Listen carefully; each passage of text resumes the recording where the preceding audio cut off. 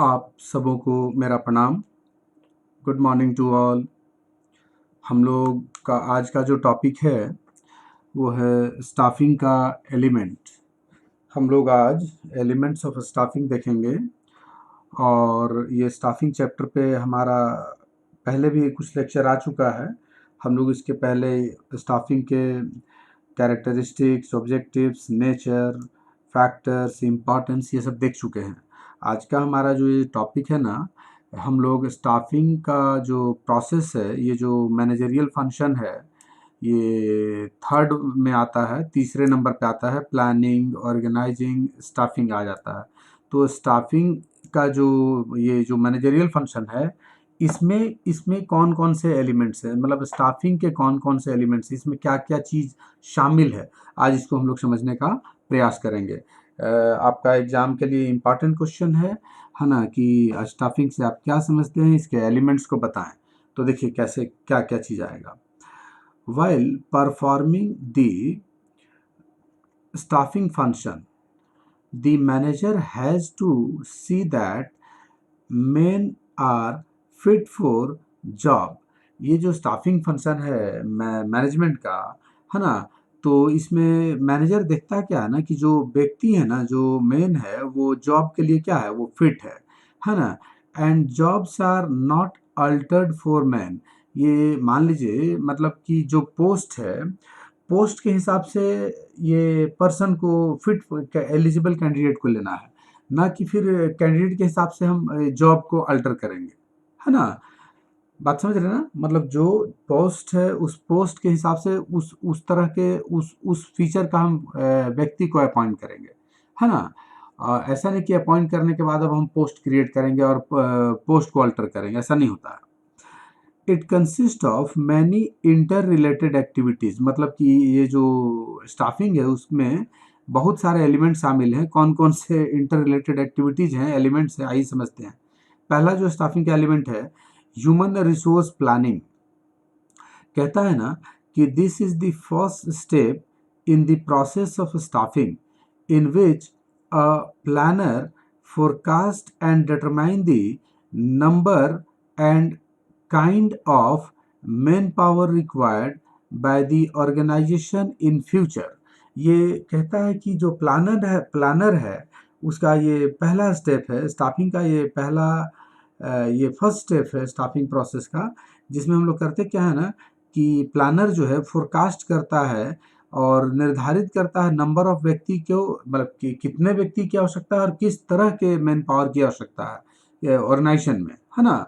एक ऑर्गेनाइजेशन में कितने लोगों की आवश्यकता है और किस तरह के लोगों की आवश्यकता है, इस बात का क्या है, फोरकास्ट करता किया जाता है स्टाफिंग में। सबसे पहला ये पॉइंट है human resource planning. It has to aspect with short term and long term. ये दोनों पहलुओं पर विचार करता है। शॉर्ट टर्म पहलू को भी देख कंसिडर करके चलता है और लॉन्ग टर्म पहलू को भी देख करके चलता है। मतलब दोनों दोनों समय अवधि, दोनों टाइम ड्यूरेशन के लिए हम लोग प्लानिंग करते हैं, है ना। ये जो नेक्स्ट एलिमेंट है आपका स्टाफिंग का, वो है रिक्रूटमेंट। रिक्रूटमेंट क्या है? It refers to identification of the sources. ध्यान दीजिएगा, रिक्रूटमेंट का मतलब क्या है? पहचान करना, सोर्सेस की पहचान करना।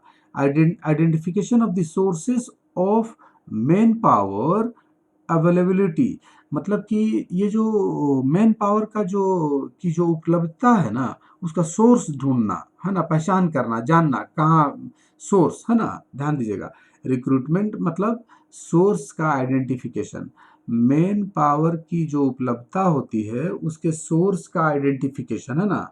ठीक है, इसको रिक्रूटमेंट कह रहा। नेक्स्ट है सिलेक्शन। सिलेक्शन क्या है? इट इज़ द प्रोसेस, है ना, सिलेक्शन एक प्रोसेस है of choosing and appointing the right candidate for various positions in the organisation. देखिए, एक ऑर्गेनाइजेशन में बहुत तरह के पोस्ट होते हैं, कई तरह के पोस्ट होते हैं। तो हर पोस्ट पे व्यक्ति का क्या करना है, चुनना है और अपॉइंट करना है ना। राइट पर्सन को सेलेक्ट करना है, चुनना है और क्या करना है, अपॉइंट करना है। तो इस प्रोसेस को क्या कहता है? Selection. Selection is a process, हाँ, process of choosing and appointing right candidate, ठीक ना। नेक्स्ट है placement. It involves placing the selected candidate on the right job. ये जो सिलेक्टेड कैंडिडेट हैं उनको राइट जॉब पे क्या करना, प्लेस करना, है ना। ये क्या कहलाता है, प्लेसमेंट कहलाता है। आफ्टर गिवन ओरिएंटेशन ट्रेनिंग, ध्यान दीजिएगा, प्लेसमेंट जो होगा वो ओरिएंटेशन के बाद होगा। ओरिएंटेशन ट्रेनिंग दे दीजिए, उसके बाद आप प्लेस कर दीजिए जहां आपको भेजना है, जिस जॉब पे भेजना है। इट, ध्यान दीजिए, प्लेसमेंट क्या हुआ, it involves placing the selected candidate, है ना, सिलेक्टेड कैंडिडेट को प्लेस करना इज प्लेसमेंट, है ना, ऑन द राइट जॉब, सही सही काम पे, है ना। ऐसा नहीं कि सेलेक्ट कर लिए हैं बहुत हाई, मतलब अच्छे बहुत बड़ा पोस्ट के लिए आदमी को सिलेक्ट कर लिए हैं और उसको छोटा काम देते हैं, ऐसा नहीं होता है ना। तो प्लेसमेंट समझ गए। Next, training and development. ये स्टाफिंग का अगला और पांचवा क्या है, ये ट्रेनिंग एंड डेवलपमेंट एलिमेंट है। It involves improving job and work knowledge, skill and attitudes of employees। मतलब ये जो ट्रेनिंग एंड डेवलपमेंट है, ट्रेनिंग डेवलपमेंट क्या करेगा, इम्प्रूव करेगा जॉब एंड ये वर्क नॉलेज के स्किल को इम्प्रूव करता है ना। एटीट्यूड को, एम्प्लॉय के एटीट्यूड को क्या करता है, ये इम्प्रूव करता है ना। ऑन रेगुलर बेसिस पे, है ना, मतलब कि उनका एक तरह से एटीट्यूड में क्या आएगा, बदलाव आएगा ट्रेनिंग एंड डेवलपमेंट के जरिए, अच्छे से काम करने की भावना आएगा। on the basis of on a regular basis so that they may perform their work effectively and efficiently।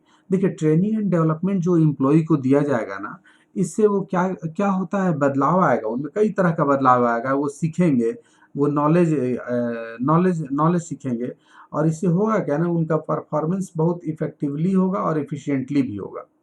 Training and development जो है में क्या शामिल है, job, improving job, work knowledge skill को इम्प्रूव करना है, एटीट्यूड्स को इम्प्रूव करना है रेगुलर बेसिस पे, जिससे कि एम्प्लॉय बेहतर प्रदर्शन कर सके, अच्छे से परफॉर्म कर सके, है ना, इफेक्टिवली एंड इफिशिएंटली परफॉर्म कर सके। नेक्स्ट है रेमुनरेशन एंड कंपनसेशन। ये बहुत इंपॉर्टेंट चीज है। It is necessary to pay equitable amount, है ना, equitable amount of wages and salaries to the employees. कहता है ना कि आप इक्विटेबल अमाउंट दें, जो जैसा है काम कर रहा है उस हिसाब से उसको रेमुनरेशन दें, है ना।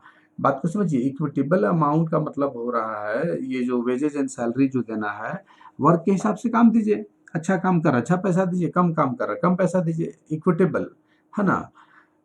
in order to achieve the objectives of the organization के ऑब्जेक्टिव्स को अचीव करने में ये जो रेमुनरेशन कंपनसेशन का जो कॉन्सेप्ट है ये बहुत इम्पॉर्टेंट है।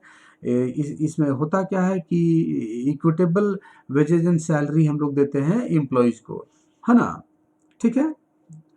तो नेक्स्ट आइए, स्टाफिंग का जो नेक्स्ट आपका ये है एलिमेंट है, वो है performance evaluation. It is performance evaluation क्या है, तो अप्रेजल सिस्टम है, ध्यान दीजिएगा, it is appraisal system. Performance evaluation is appraisal system है of various categories of employees का जो वेरियस कैटेगरीज है ना, उनके अप्रेजल का सिस्टम है in terms of their behavior and work performance at the workplace।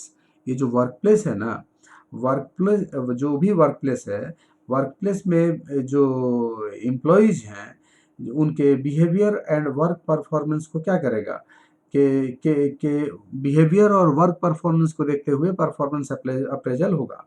देखिए बढ़िया समझिए, ये जो परफॉर्मेंस इवेल्युएशन की बात जो करते हैं, परफॉर्मेंस को इवेल्युएट करना है, कौन कैसा काम कर रहा है, तो असल में परफॉर्मेंस इवेल्युएशन अप्रेजल सिस्टम है ना, वो of various categories of employees, जो अलग अलग डिफरेंट तरह के एम्प्लॉयज हैं, in terms of their behaviour and work performance.